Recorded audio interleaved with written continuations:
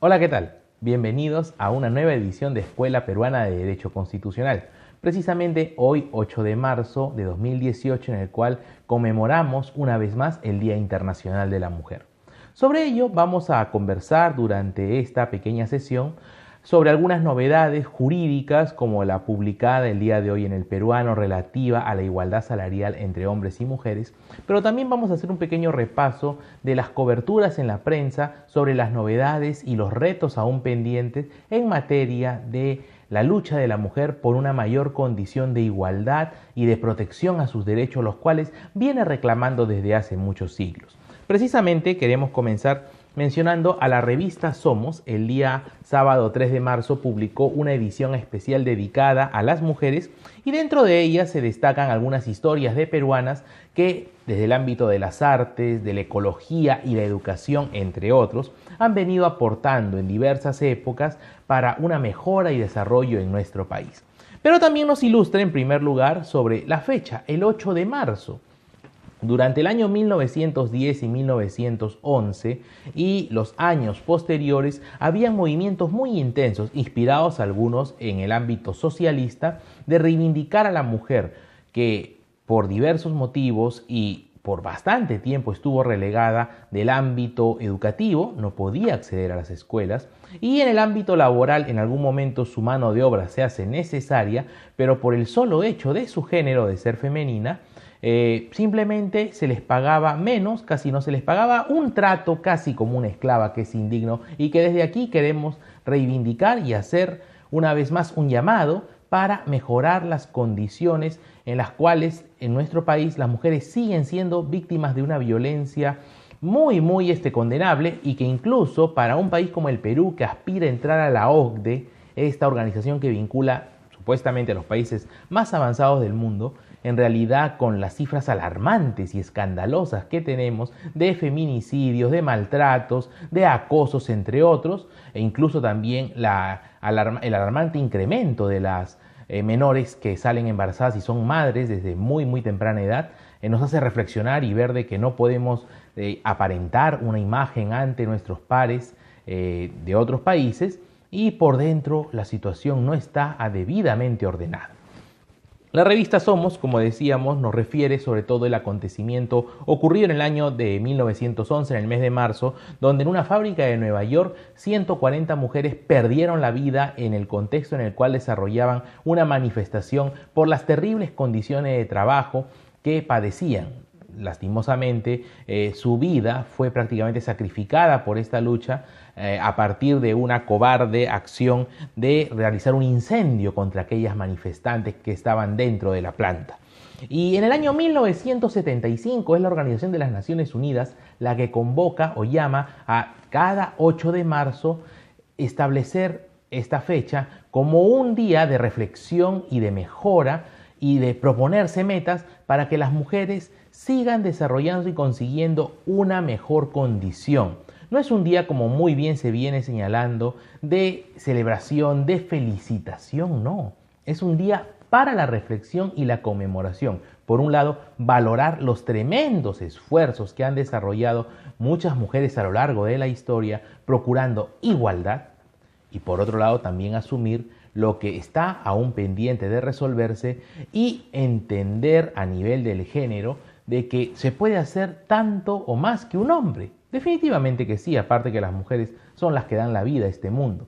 Pero en paralelo a ello también asumir con responsabilidad, que es un aspecto que desgraciadamente a veces por los medios de comunicación se banaliza el género, se pretende asumir nomás que la mujer es un estereotipo y lo apreciamos en programas donde se denigra, donde se hace ver a una mujer como chismosa, como que está enferma de los celos o como que incluso solo piensa en los lujos y no se valora a aquellas mujeres que son los referentes de valores, que son aquellas que están comprometidas junto con el esposo o con la familia en desarrollar un buen hogar. Y aunque la prensa en muchos espacios da a estos malos ejemplos cobertura y no traen ninguna buena lección, también sería importante a nivel de esta fecha de este año, en esta ocasión, que se les vincule a ellos y que se les diga, dejen de banalizar a las mujeres y traten de ilustrarnos con buenos ejemplos como jóvenes entusiastas y con mucho esfuerzo tratan de salir adelante en la escuela, en la universidad, en la comunidad como una autoridad política, una regidora, una alcaldesa, entre otros. Al respecto, unas cifras de actualidad nos dice la revista Somos del último sábado. 10 feminicidios se registraron solo en el mes de enero de 2018 y 303 crímenes a lo largo del 2017 se produjeron contra mujeres. 109.000 mujeres peruanas viven en hogares pobres. 109 mujeres por cada 100 hombres, es decir que el nivel de pobreza se da más en mujeres que en hombres en Latinoamérica y más aún un tercio en nuestra región de las mujeres depende de otros para su subsistencia, es decir, no hay una debida emancipación. El 11.5% de mujeres adolescentes entre 15 y 19 años son madres en nuestro país. Y también nos señalan que a nivel de autoridades políticas, el 27.4%, o sea, casi la cuarta parte del gabinete ministerial peruano vigente, se encuentra conformada por mujeres, diferencia de México, que es la mitad, 13% son mujeres, las que integran los gabinetes de ministerial, y en el caso de Nicaragua sí es más de la mitad, 57.1% de integrantes mujeres en su gabinete.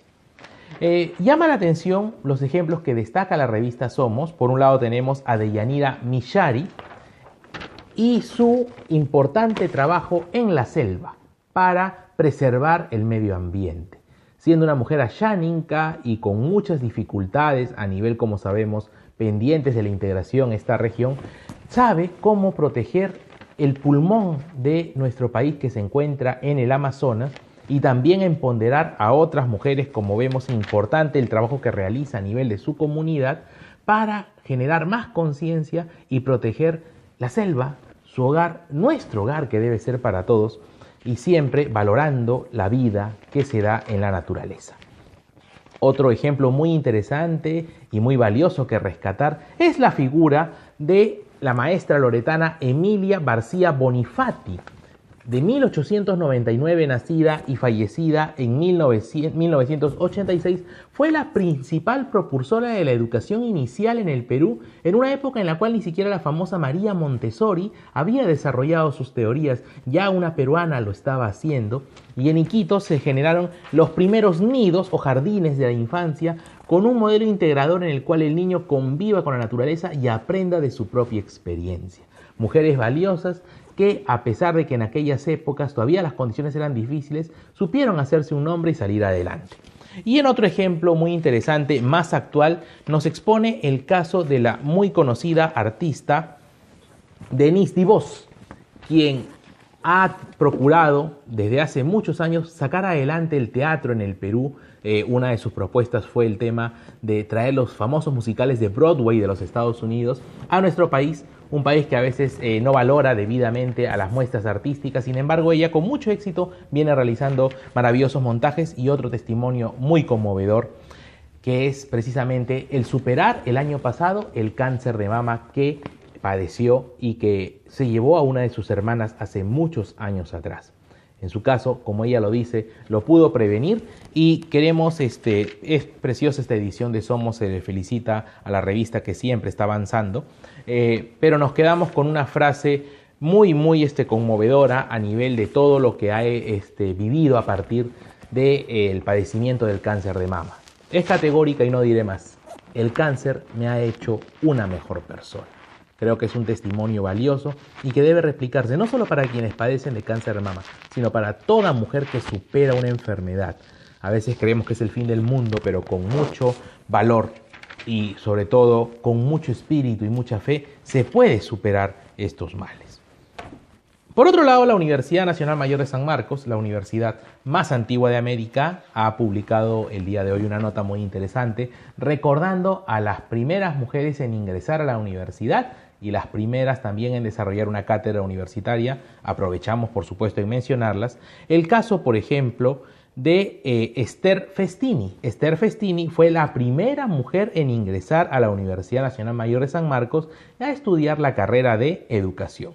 Y también destaca a Rebeca Carrión, la primera mujer en ocupar una cátedra universitaria y también fue la primera arqueóloga peruana en ocupar un cargo de conservadora en el Museo Nacional de Historia de la universidad y la primera científica peruana en utilizar la técnica del carbono 14 para determinar la antigüedad de los objetos. Por supuesto, también no podemos dejar de mencionar a Ela Dunbar Temple, una maravillosa sanmarquina, profesora, abogada y por supuesto también un referente en el mundo académico. Pasando a las novedades normativas, mencionaremos que el día de hoy se ha publicado el reglamento de la Ley 30.709. La Ley 30.709, que prohíbe la discriminación remunerativa entre varones y mujeres, fue publicada el año pasado. Y en este mes se ha publicado el día de hoy, 8 de marzo, su reglamento, el cual hace posible ya su exigencia y su aplicación.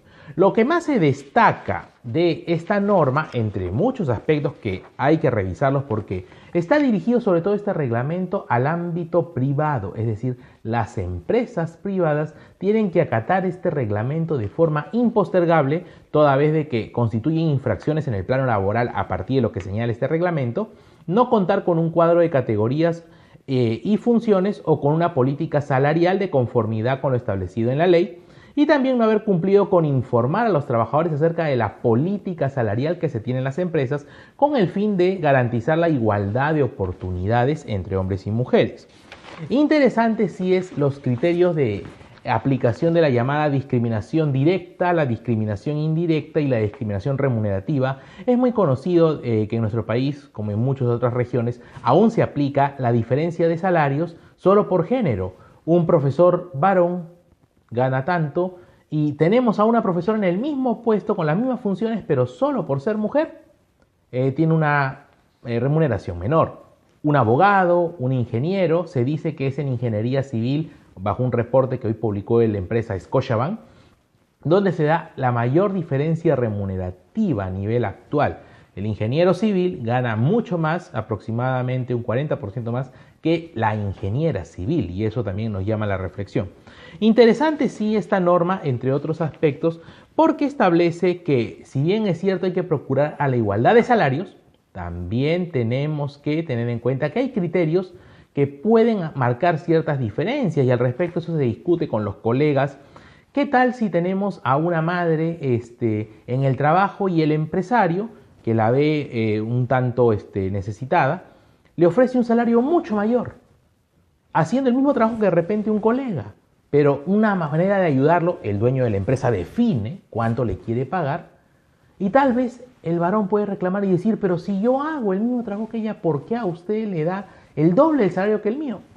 El empleado puede decir, pero si es mi empresa, yo puedo pagar lo que a mí me plazca, siempre y cuando sea dentro de la ley. En este sentido, el reglamento trata de corregir lo que la ley a secas no dejaba en claro, pero una vez más, no es necesario que existan estas leyes que obliguen a que procuremos una igualdad salarial. Esto éticamente ya debería aplicarse.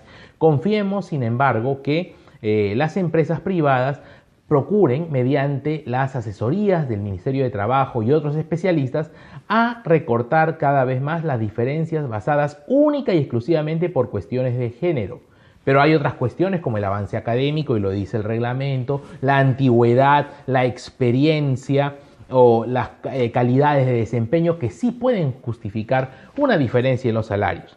Pero garanticemos que esto no sea una suerte de discriminación pura y simplemente subjetiva.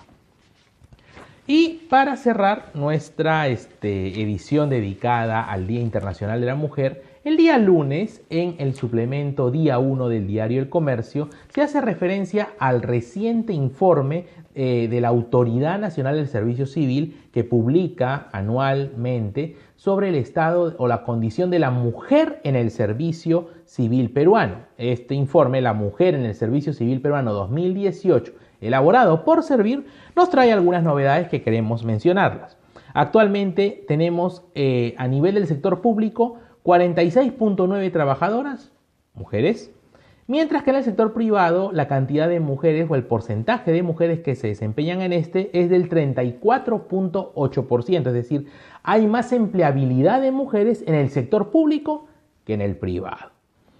Con relación a, y esto sí es muy interesante, el nivel educativo que tienen las mujeres dentro del sector público que se desempeñan, la mayor cantidad de las mujeres que se desempeñan en el sector público tienen el nivel superior universitario. Incluso también tienen mayor presencia las mujeres con nivel superior no universitario que los hombres, pero en el caso, por ejemplo, de quienes carecen de estudios superiores, aún es mayor la presencia de los hombres dentro del servicio civil peruano, lo que demuestra de que demanda mucho esfuerzo para la mujer ingresar al servicio civil. Es cierto, está hoy en día, no en mayoría, pero sí respecto del sector privado, con mayor presencia en el Estado. Pero ha demandado que se perfeccione, que se prepare, que llegue a la educación del mayor nivel en nuestro país para que pueda tener más oportunidades. Eso está muy bien, pero no debemos dejar que únicamente por ser varón aquel que no tiene estudios sí pueda ingresar al Estado, lo cual no sería justificable. Interesante cómo podemos interpretar esta estadística. Siempre es bueno a nivel de los estudios superiores que dominemos también las herramientas estadísticas y de medición para poder interpretar la realidad de nuestro país. Interesante pregunta, y vamos cerrando. ¿Cuáles considera que son las causas de la brecha salarial, la diferencia entre remuneraciones en favor de los hombres que se desempeñan en puestos de dirección y profesionales en el servicio civil? Principalmente se dice factores subjetivos o prejuicios. No se tiene la suficiente confianza en que una mujer en un cargo directivo pueda desempeñar su labor exitosamente, y por eso es que la remuneración tiende a ser un tanto menor. En ese aspecto sí habría que llamar al orden e ilustrar, mostrar también excelentes ejemplos que tenemos de profesionales muy destacadas en los mandos directivos y también en los puestos profesionales que se han sabido desempeñar y se desempeñan con total responsabilidad y excelencia. Y un último dato: ¿cuánto más ganó el hombre que la mujer en los sectores público y privado en el año 2016? Nos trae este estudio. En el sector público la diferencia de salarios es aproximadamente un 18%, es decir, un monto que si una mujer gana 100 soles o 1000 soles supongamos, el varón por el mismo puesto, por el mismo trabajo, la misma jornada laboral, ganaría 1180 soles, solo por ser varón. Entonces ahí hay un aspecto que corregir, pero la brecha en el sector privado llega al 30%. Entonces aún hay mucho que trabajar, aún hay mucho que realizar, y otro aspecto indispensable es la situación de violencia que sigue creciendo de forma alarmante en nuestro país. Que este día 8 de marzo sea también un motivo para que nuestro país se asuma como un reto para los siguientes meses y años. Uno, procurar combatir la banalización que se ve en los medios de prensa, en los programas de espectáculos principalmente y de farándula, donde se trivializa y se piensa que la mujer solo está pendiente de los WhatsApps, que está atrás de lo que dice el periódico, y no.